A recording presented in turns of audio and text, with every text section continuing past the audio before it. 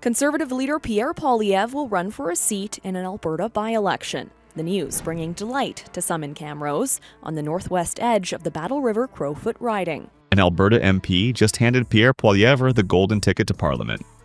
Damen Kurich's stunning resignation from Battle River Crowfoot isn't just news, it's a calculated chess move that changes everything about the Conservative strategy against Trudeau's government. I've got the exact timeline of when Poilievre will likely be sitting across from Trudeau in the House of Commons, and why this seemingly small resignation in a safe Conservative riding has the Liberal Party scrambling. The political landscape is about to shift dramatically, and you need to understand what happens next. This isn't just some random MP quitting. Damen Kurich just handed Pierre Poilievre the keys to Parliament in one of the most calculated political moves we've seen in years. Kurich, who most Canadians probably couldn't pick out of a lineup before today, represents Battle River Crowfoot in Alberta. And let me tell you why this specific riding matters so much to the Conservative strategy right now. Poilievre needs a seat after losing his Ottawa area riding of Carleton. It was a very hopeful campaign that the Conservatives ran on, and I am grateful that Mr. Poilievre will continue to fight. Battle River Crowfoot isn't just Conservative friendly, it's practically a Conservative kingdom. The riding has a staggering 82% support for the Conservatives. You read that right, 82%. This makes it possibly the safest Conservative seat in the entire country. It's the political equivalent of finding a golden ticket for Poilievre, who's been desperately looking for the fastest route into Parliament. Why does Poilievre need a seat in Parliament right now instead of waiting for a general election? Because right now, he's essentially shouting from the sidelines. He won the Conservative leadership fair and square, but without a seat in the House, he can't directly challenge Trudeau during question period. He can't stand up in Parliament and hammer the Liberals on their policies. He's basically a leader without a battlefield. And that's a massive problem for someone like Poilievre, who thrives on direct confrontation. Make no mistake, this resignation wasn't some spontaneous decision where Kurich woke up and decided he'd had enough of politics. This was a carefully orchestrated move designed to maximize political advantage for the Conservative Party. The timing, the location, the messaging, everything about this screams strategic calculation. Kurich is falling on his sword to give his party the best possible chance to rebuild momentum. What's truly fascinating is how this move contrasts with the usual chaotic Conservative Party management we've seen in recent years. Remember the endless leadership dramas, the public spats, the policy confusion? This resignation shows a level of discipline and strategic thinking that hasn't been evident in the Conservative ranks for quite some time. Suddenly, they're playing chess while the Liberals are stuck playing checkers. This resignation creates immediate pressure on the Liberal government. Trudeau and his team now have to prepare for Poilievre to be directly challenging them in Parliament much sooner than they probably wanted. The Liberals are already dealing with abysmal polling numbers and internal strife. The last thing they need is Poilievre breathing down their necks in question period, calling them out face to face on everything from the carbon tax to housing affordability. When will Poilievre likely face Trudeau directly? That's where this gets even more interesting. The by-election clock starts ticking immediately, and the timeline suggests we could see Poilievre in Parliament within weeks, not months. The Liberals can try to slow-walk the process, but there are strict rules about how long they can delay. Trudeau is about to face his most formidable parliamentary opponent at a time when his government is already wobbling. This resignation isn't just about filling a seat. It's about creating a launching pad for Poilievre to rebuild Conservative momentum across Canada from a position of strength.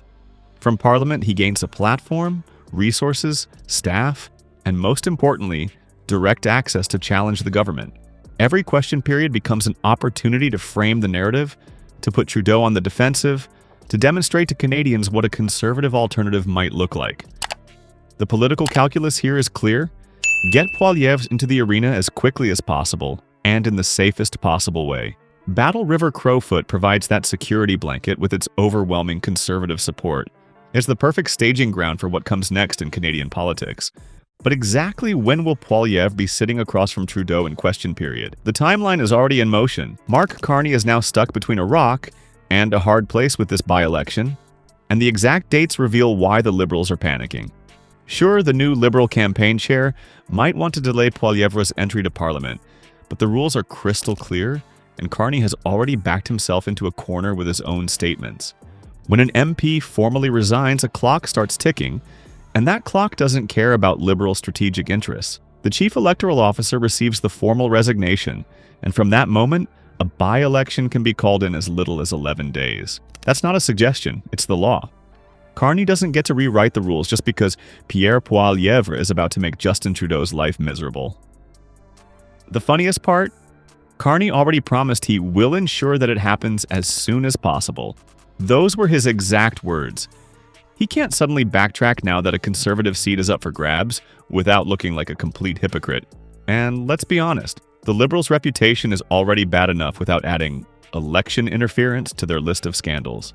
Let's break down the timeline. After those initial 11 days when the by-election gets called, there's approximately 46 days until the actual vote happens.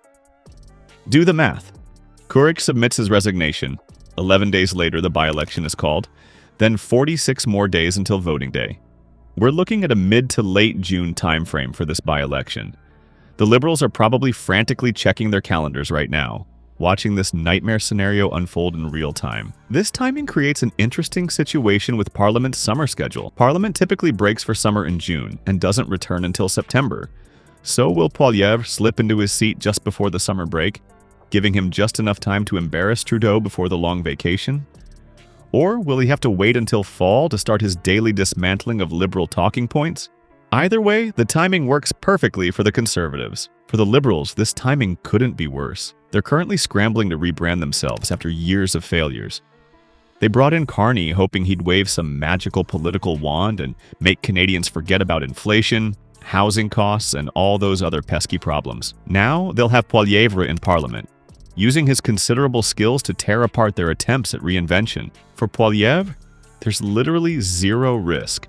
He's running in a riding that votes Conservative by overwhelming margins. During this by-election campaign, don't expect Poilievre to focus much on local Battle River Crowfoot issues. He'll use this campaign as a national platform, essentially holding campaign rallies disguised as by-election events. Every speech will target Trudeau, every policy announcement will contrast with Liberal failures, and every media appearance will frame the next election. It's a free 6-week national campaign with all the attention and none of the risk of a general election. The precise timing of this by-election gives Poilievre exactly what he needs: a guaranteed seat with perfect timing to challenge the government. He gets to enter Parliament with momentum at a time when the Liberals are frantically trying to reinvent themselves. With a summer break approaching, that gives his team time to prepare for a full parliamentary assault in the fall.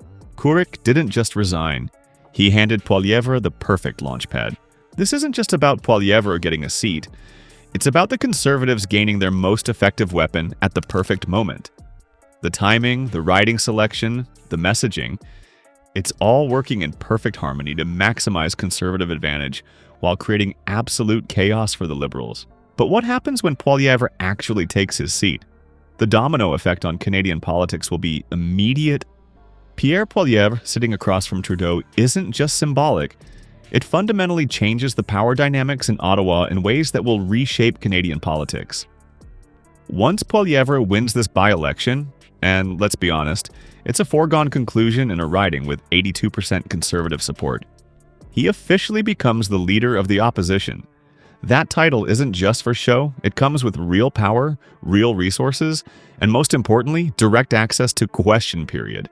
Question period is where Poilievre thrives. It's where he built his reputation as one of Parliament's most effective communicators and most ruthless critics. For months now, we've seen the Conservative Party trying to hold the government accountable, but without their actual leader in the House. It's like watching a team play without their star player. The interim leadership has been competent but cautious.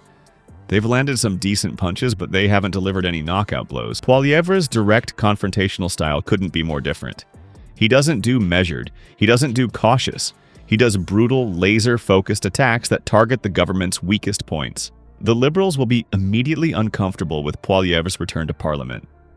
They've gotten used to a more restrained opposition, and suddenly they'll face daily interrogations from someone who knows exactly how to get under Justin Trudeau's skin. This forces the Liberals to completely rethink their parliamentary strategy and messaging. They can't just recycle their talking points and move on. Poilievre will pick those apart, expose the contradictions, and hammer them relentlessly. The Liberals will need new defenses, new tactics, and new ways to control the narrative. Mark Carney might be a smart guy, but even he can't prepare the Liberal front bench for the onslaught they're about to face. This by-election victory will also give the Conservatives something they desperately need right now: unity and morale. Let's not pretend there haven't been internal disagreements within the party. There always are after an election loss. But nothing brings a political party together like seeing their leader score direct hits on the government day after day. Suddenly, those internal squabbles seem small compared to the bigger mission of defeating the Liberals.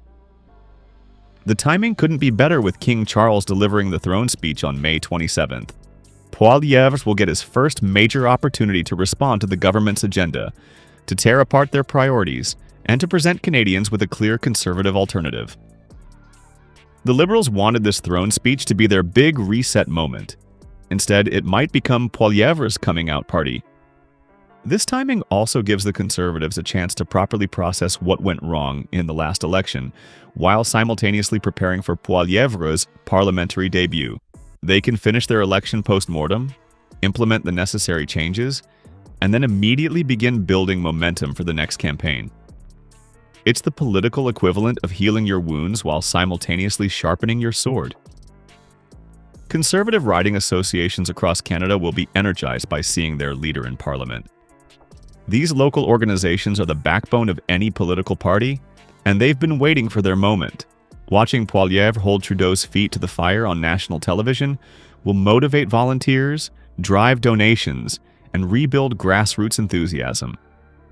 You'll see membership numbers spike, fundraising increase, and a renewed sense of purpose at the local level. Poilievre's entrance to Parliament creates a clear opposition voice that forces accountability in ways the government hasn't faced in months. The Liberals have gotten away with vague promises, half measures, and deflection for too long. That ends the moment Poilievre takes his seat.